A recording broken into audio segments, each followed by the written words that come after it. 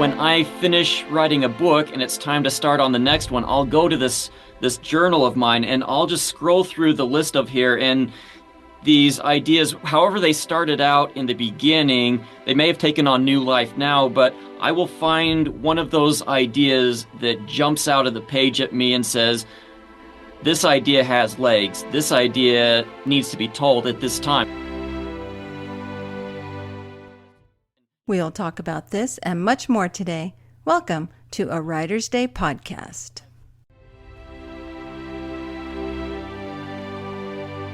Hey everyone, welcome back to a Writer's Day podcast. My name is Ruth Douthit, and I'm an award-winning best-selling author of books for middle grade kids in fantasy and adults in contemporary and now romantic suspense novels. And I'm glad to have you here. I started this podcast for you, folks who want to learn more about the writing craft and hear from amazing published authors like my guest today. And if you like today's episode, please consider subscribing to YouTube and leaving me a review over at Spotify, iHeartRadio. I'd love to know what you think of today's episode. And head over to my website at artbyruth.com to sign up for my newsletter.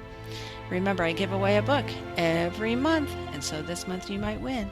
I post about myself, I blog, and I have more information about my upcoming book projects over at my website. So sign up for my newsletter today at artbyruth.com to learn more about me and my projects.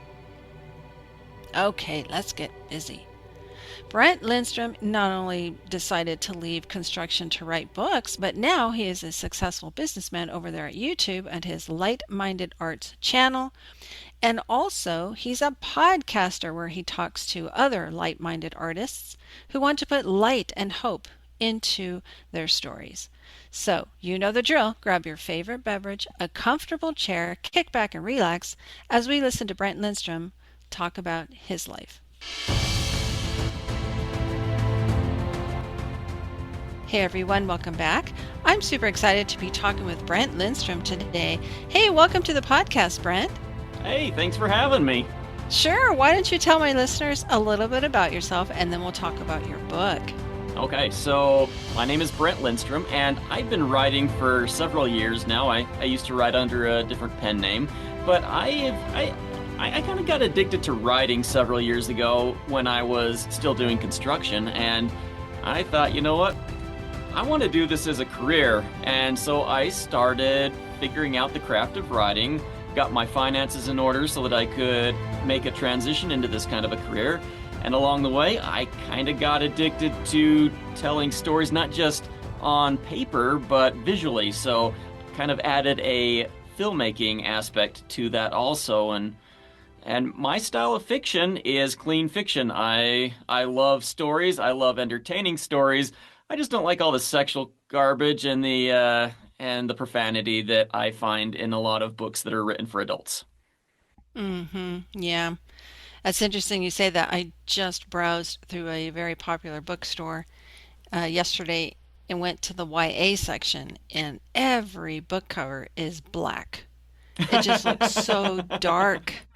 I thought, where are the bright, sunshiny stories? But you're right. I think clean fiction, we need to provide an alternative for those out there who are looking for one, just in case they want something different. So that's wonderful. But like, you got books, or I guess movies, they don't actually have, or movies have ratings. Again, movies have ratings, but books don't. And so when you go to the bookstore, how do you even know? That's a good point. When I was a school teacher for middle school, we always had those Scholastic book fairs. Do you remember those? Yeah, you do. And my students would buy up a whole bunch of books, and I would buy some for my classroom, and they would say, "Oh, Mrs. Douthat, I read that book. I don't think you should put it in your classroom." And I'd be looking at it, and as a middle school book, I said, "Really, what's wrong with that?" And they're like, "Well," and they would give me a list of all the stuff that they considered it to be kind of risque. And I'm thinking, this is a middle school book, and I've got 13-year-olds telling me not to have it in my classroom. What on earth is scholastic thinking, So you're right. I wish that we didn't have to read a book to find out that its rating is R, or even worse. So yeah. Wow, you are a podcaster, filmmaker, and a writer. What made you want to do, fiction? Did you always feel like you had that skill in your life? I definitely did not feel like I always had that skill in my life. I enjoyed reading fiction a lot, but I hadn't really considered writing until I was basically looking for a side job, and my wife said, you're already working 10 to 12 hours a day on the construction field. I need you here at home.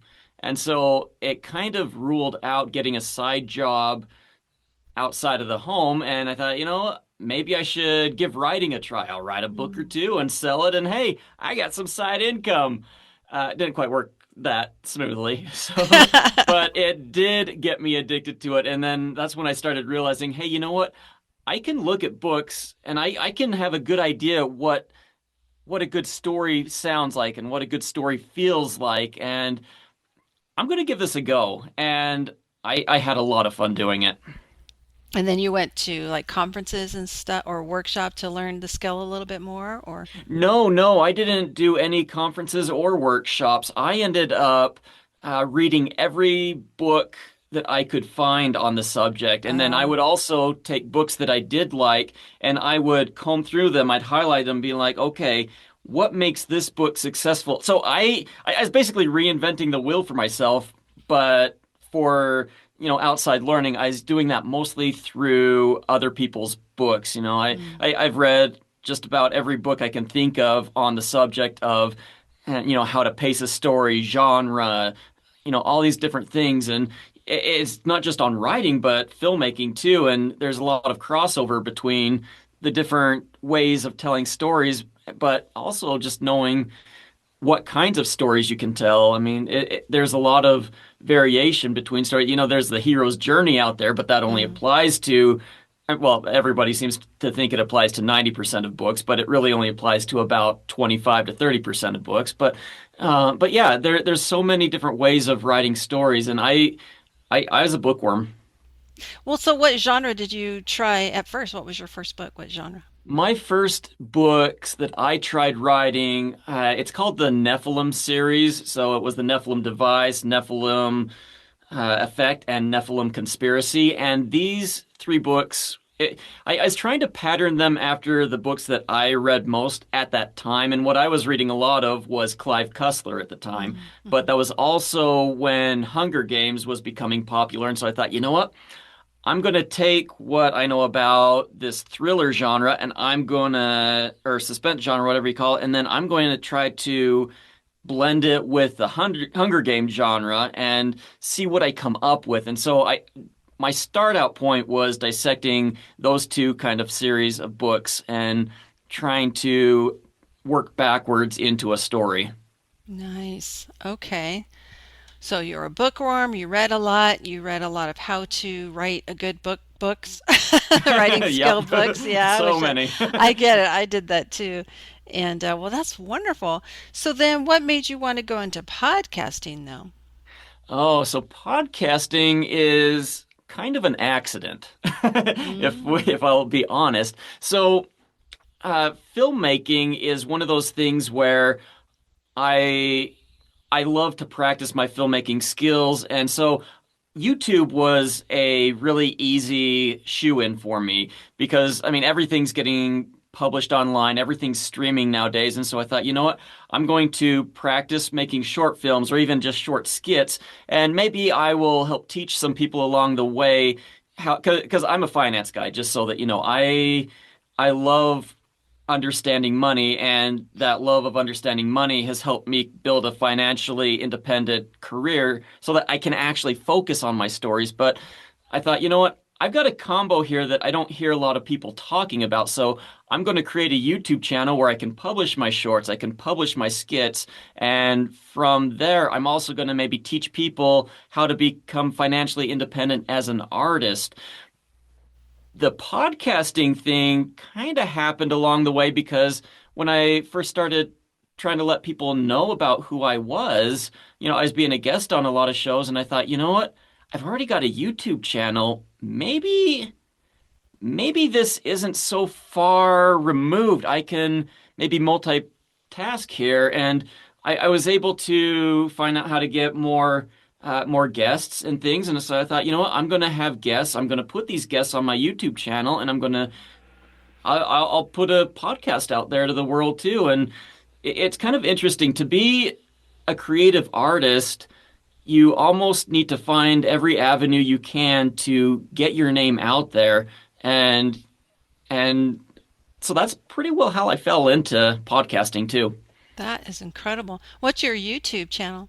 YouTube channel is just Like-Minded Arts. Okay, just So like, okay. yeah, so if you look for me, Brent Lindstrom, you might find me, but I tend to go under the name of Like-Minded Arts for all of my creative works, mostly Mm. because my production company is called called Like-Minded Arts, and I didn't want to take the George Lucas thing and call myself Lucas Arts or Lindstrom Arts. I wanted to do a play on words, and like-minded felt kind of my style. It's light because I've got clean fiction. It's light because I don't take myself too seriously.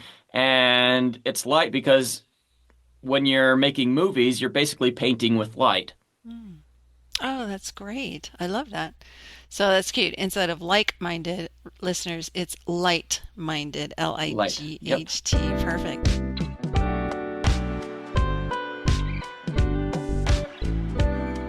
Well, let's talk about your book, One for the Money, Two for the Soul. Tell us about this story. One for the money, two for the soul. This one was a fun project. I had in my mind this idea of what would happen if somebody had so you've got the technology now to clone people, right? Hmm. But what if that technology advanced to the point where you could clone somebody at any age? So maybe you wanted to clone a 30-year-old person and have the body be 30 years old. Now, the idea is that you'd be able to do this, but you don't have a spirit in that body. The spirit kind of comes at birth and it goes along through this whole process. But if you're just like 3D printing a body, it's going to be basically a shell. There's not going to be any life to it. So these people had to figure out how to animate these bodies rather than just having them for, organ donation, harvesting, whatever. So a couple of bad guys, they learn the trick of stealing somebody's spirit, transplanting it into these shells, and basically animating them that way. Kind of a take on human trafficking. And along the way, they try to take the spirit of a young girl named Winnie. And when they do this, they mess it up. The spirit gets split in half. Half stays with the girl, and half goes into this young boy that they've cloned, which is going to be sold off to an assassin to be his apprentice.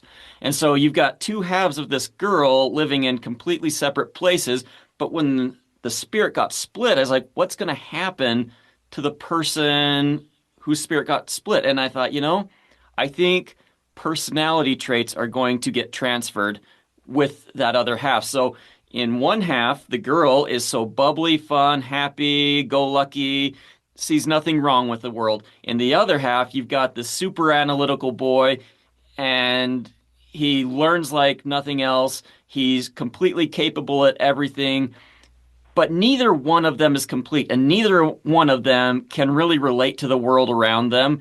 And this creates a sort of fun, zany mayhem for all parties involved. And I thought, you know what? We are going to explore that in depth. Oh, wow. That is an interesting premise. So is it speculative, kind of? Or is it science fiction? A little science fiction, but not too deep into the science fiction. Sure. More into the just more into the high adventure. You've got this girl as she's growing up, and you're following the quirky adventures she's going on. We follow the young boy who's her kind of alter ego, and figuring out how he deals with the world, and him getting into all sorts of fun adventures on his end, and just following both of their stories. Just it's kind of a thrill ride. It's kind of you almost feel sorry for everybody who ends up being around these two characters because of the craziness, quirkiness that goes on there. Wow. And but deep down inside, they have this longing to reunite with each other, the spirit. They yeah, they're deep inside, something's missing. Whether they fully realize that in contextual means is to be determined by the reader. But yeah, like for instance, the boy, he knows that he doesn't fit in. He knows that something is wrong. He knows that people can't relate to him. He doesn't know why. So I'm going to be teaching a workshop later this month about world building. What is your writing process and how do you come about creating this world for a story, something like, one for the money, two for the soul? So my process coming up with a story like this is it's kind of interesting because I can't really pin it on one exact moment. What I tend to do is I keep a notebook Mhm. handy all the time, and I'm always coming up with ideas. It might be an idea from a dream, it might be an idea from a conversation, it might just be a what if statement that hit me, and I thought, you know what? There's something to mine there. And so I'll just write these down in my notebook and then I'll forget about them. I I can't focus on all of these ideas that come to my mind, but when I finish writing a book and it's time to start on the next one, I'll go to this journal of mine and I'll just scroll through the list of here and these ideas, however they started out in the beginning, they may have taken on new life now, but I will find one of those ideas that jumps out of the page at me and says, this idea has legs. This idea needs to be told at this time. And, if I was to look at it another week, it might be a different one of those. But at that time, that list of story ideas that I've had written down, and I mean, I've got pages of these things. And Mhm. so I just look at them and say, that's one that interests me in this moment. We're going to plumb that. And so I start plumbing it, asking the what if questions and Mhm. starting an outline. So I do outline most of my books. It's a loose outline. The outlines change from from when I Oh start to when yeah. I end and from draft to draft. But yeah, Oh yeah. I like to look back at my outlines for books that I've published and I think, wow, I'll change that up quite a bit.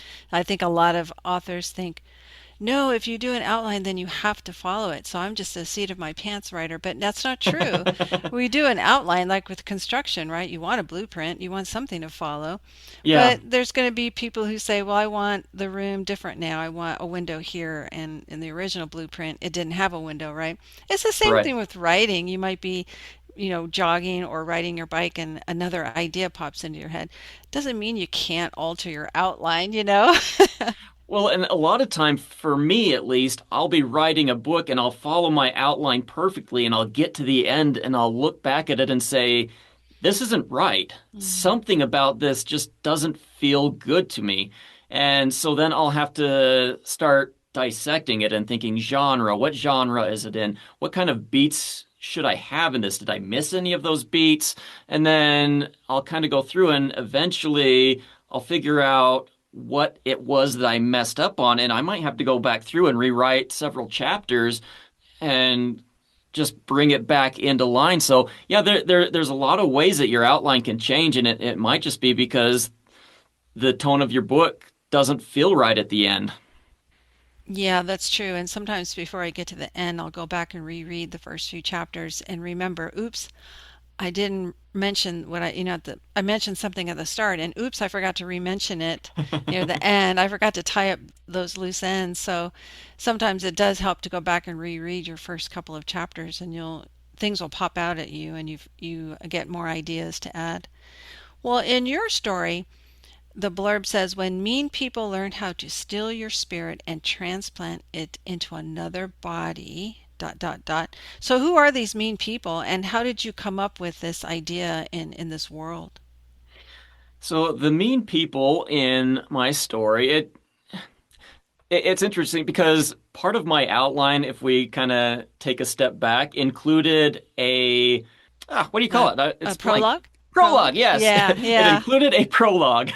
So I had a prologue in here that I wrote, and the prologue involved a a doctor, Hmm. over in Austria or somewhere, and he had discovered the ability to transplant spirits. And so he said, you know what?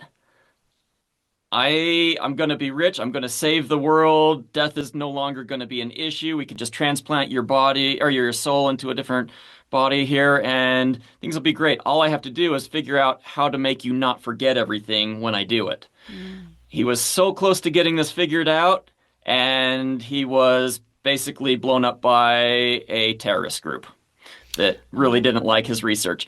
But before he did that, his sister, who was involved in a lot of shady dealings, mainly human trafficking and such, she had a chance to get some of his research. And she basically continued it from a more shady side, just trying to get money and maybe make herself live longer. And so I ended up having to throw out this beginning piece because it didn't fit the feel of the rest of the story. That one felt more science fiction and more thriller, whereas the fun, zany adventure story I was writing, they weren't compatible. Mm. So I ended up doing kind of a little short film about that on my YouTube channel. Uh, but in the end, I ended up with her and one of her goons and that's kind of where the bad guys came from. Okay, yeah, I'm always interested in how the villains, the antagonists come into play. So, wow, that's great. I love those kinds of stories. Yeah, very nice. So, listeners, One for the Money, Two for the Soul is available right now for purchase. But if you head over to Brent's website and sign up for his newsletter, they get a free copy, right? Absolutely. Just mention this podcast, and I will send you a free ebook version of this book. And that's over at lightmindedarts.com. That's right. Perfect. Well, so what's coming next for you in 2026? 2026. So I have in March a new book coming out. It's going to be a 6 book series. At least I plan for it to be 6 books right now. You know how those outlines go. Mhm. But this one is going to be called Hard Boiled Cabbage. It is book 1 in the Gearlock series. So you know steampunk, think a little bit pre-steampunk here, but with high fantasy and a good deal of noir mystery. Ooh, what made you think of that? That's an interesting blend. I don't know. I wanted to blend some genres, and Mm. I love the noir genre a lot. It's really fun for me, but it's also really dark and moody, and this one does have a lot of grit in it too. But it's still clean fiction. But you know, I enjoy a good fantasy novel every now and then, and I said, you know what? What if I combined the two? What would I end up with?